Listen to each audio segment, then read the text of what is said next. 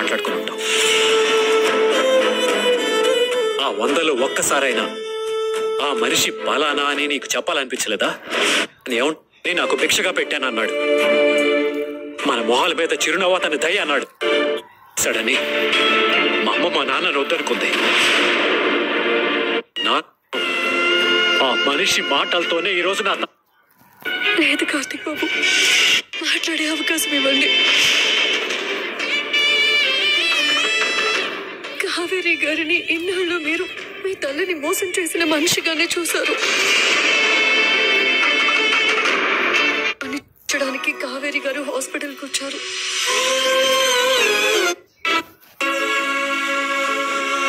కార్తీక్ వల్ల లాభం పొందిన ఏ మనిషి కార్తీక్ కి సాయంగా నిలబడలేకపోయాడు అని నాకు దూరంగా కావేరి గారు కనిపించారు.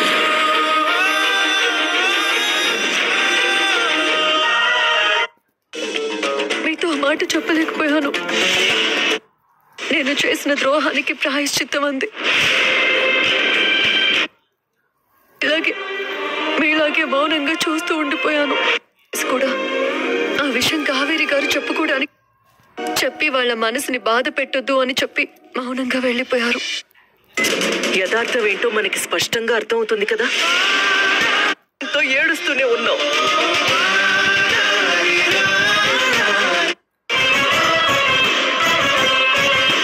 కార్తీక్ బాబు మనసుని బాధ.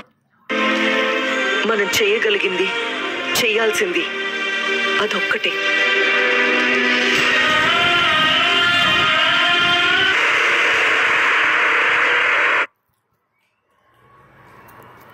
ఇంత అమాయకురాలు ఏంటికి రాని చేయాల్సి దీపే కదా.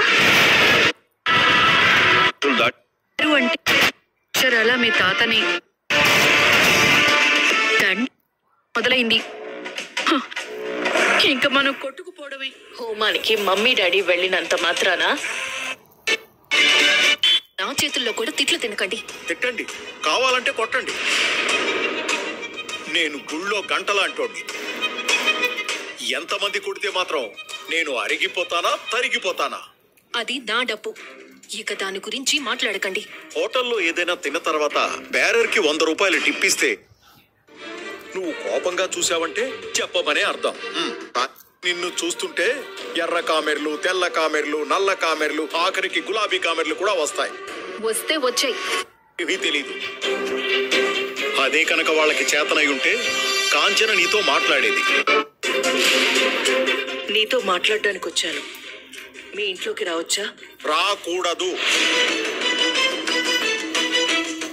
రావచ్చక్క. అబ్బా, అసలు ఇది మన ఇల్లు.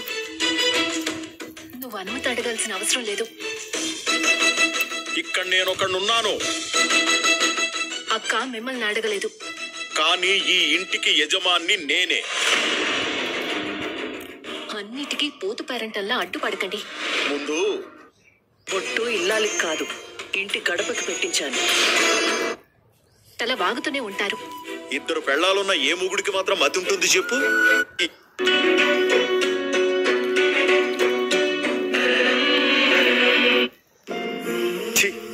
ఏం గతి పట్టిందిరా నీకు? అక్క, నేను ఇప్పుడే కాఫీ తీసుకొస్తాను.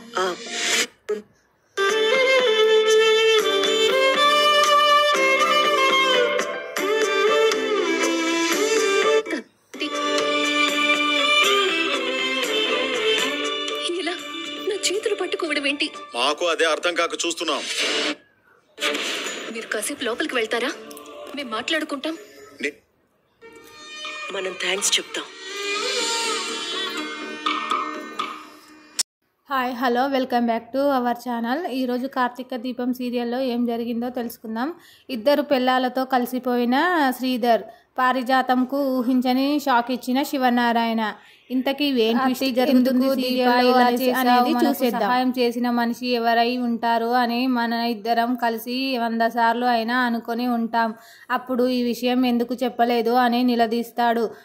నిజం చెప్పవద్దు అని మాట తీసుకుంది బాబు అనడంతో అందుక ఇలా చేస్తావు మా నాన్న నువ్వు చేసిన పనికి నాన్న ఒక్క మాట వేరు పెట్టని విన్నారు కదా నేను ఏమని పిలవాలి అంటాడని ఆయన మాటలు విన్నప్పుడు నాకు చెవుల నుంచి రక్తం వచ్చేలా ఉంది అని అంటాడు.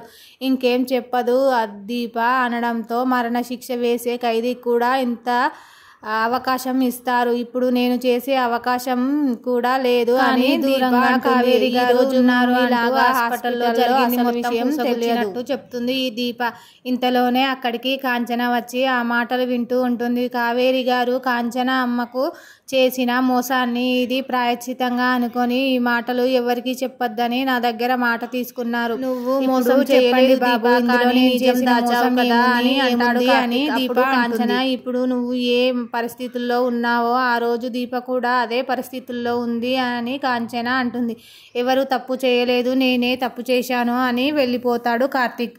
మరొక వైపు జోష్న పారిజాతం వాళ్ళు అక్కడికి రావడంతో ఎక్కడికి వెళ్ళారా అని మాట్లాడుతూ ఎక్కడికి వెళ్ళారు మమ్మీ అని అడుగుతుంది. అప్పుడు ఏం చెప్పాలో తెలియక సుమిత్ర వాళ్ళు టెన్షన్ పడుతూ ఉంటారు. చెప్పండి మమ్మీ ఎక్కడికి వెళ్ళారు అని అనగానే తెలిసిన వాళ్ళ పూజ ఉంటే వెళ్ళాము అని అంటాడు దశరథ్. తెలిసిన వాళ్ళ అంటే ఎవరు అనడంతో తెలిసిన వాళ్ళు అంటే తెలిసిన వాళ్ళే ఎక్కువగా అడగకు అని సీరియస్ అనడంతో మనిషి సహనాన్ని పరీక్షిస్తే ఇలాగే ఉంటుంది అంటాడు దశరథ్. అప్పుడు శివనారాయణ రెచ్చగొట్టాలని చూడగా ఆ విషయాన్ని దాచి ఈజీగా